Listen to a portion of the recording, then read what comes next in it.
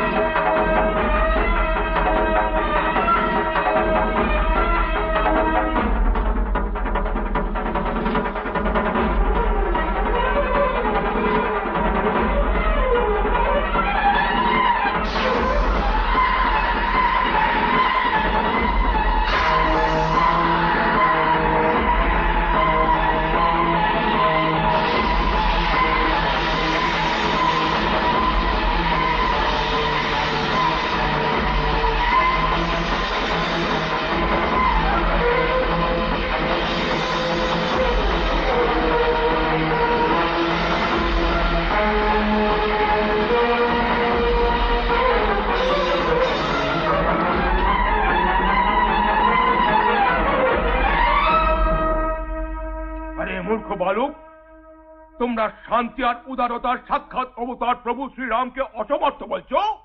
বিনা কারণে কেন বিনষ্ট হতে চাইছো? হে চরণে পতিত হয়ে ক্ষমা চাও।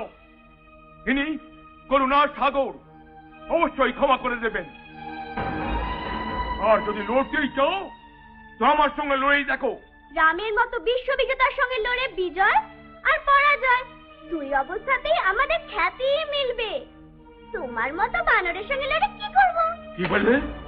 জানো না যে আমি স্বর্ণ লঙ্কাপুরে আগুন লাগিয়েছিলাম? স্বর্ণ লঙ্কাকে সীতা মায়ের অশ্রু জলে ভস্মীভূত করেছিল, তোমার লম্প ঝম্প নয়। হ্যাঁ। আচ্ছা, তো তোমরা আমার শক্তি দেখতে চাইছো? দেখো।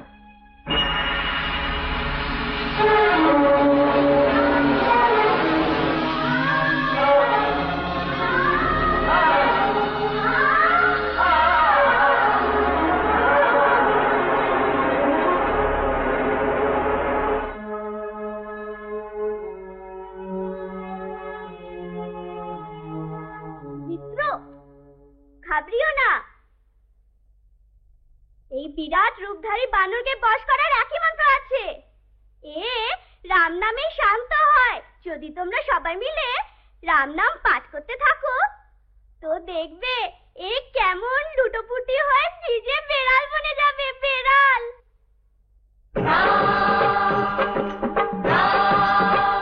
जय जय राम सीताराम, जय जय राम सीताराम, जय जय राम सीताराम, जय जय राम सीताराम, जय जय राम सीताराम, जय जय राम सीताराम, जय जय राम सीताराम, जय जय राम सीताराम, जय जय राम सीताराम, जय जय राम सीताराम, जय जय राम सीताराम, जय जय राम सीताराम।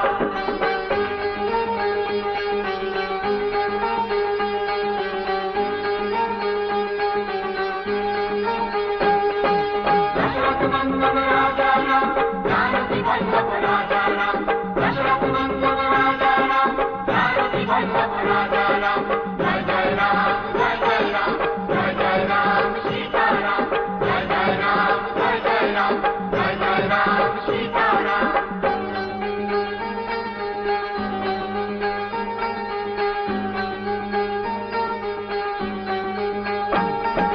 जय रघुनंदन जय गुणधाम, তোমার থেকে বড় তোমার নাম। জয় রঘুনন্দন জয় গুণধাম, তোমার থেকে বড় তোমার নাম। জয় জয় রাম, জয় জয় রাম, জয় জয় রাম সীতারাম, জয় জয় রাম, জয় জয় রাম, জয় জয় রাম সীতারাম। जयति मंगला काली भद्रकाली कपालिनी दुर्गा क्षमा शिवा धात्री स्वाहा शुधा नमस्तुते।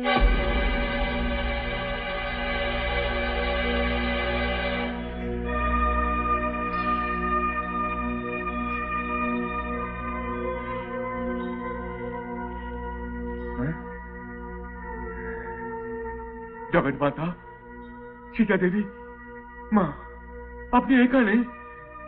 একে বলছো? ইনি সীতা দেবী? তার মানে হচ্ছে লবকু সীতা দেবীর পুত্র? হ্যাঁ, এরা জগৎ মাতারই পুত্র। প্রভু শ্রীরাম এদের পিতা।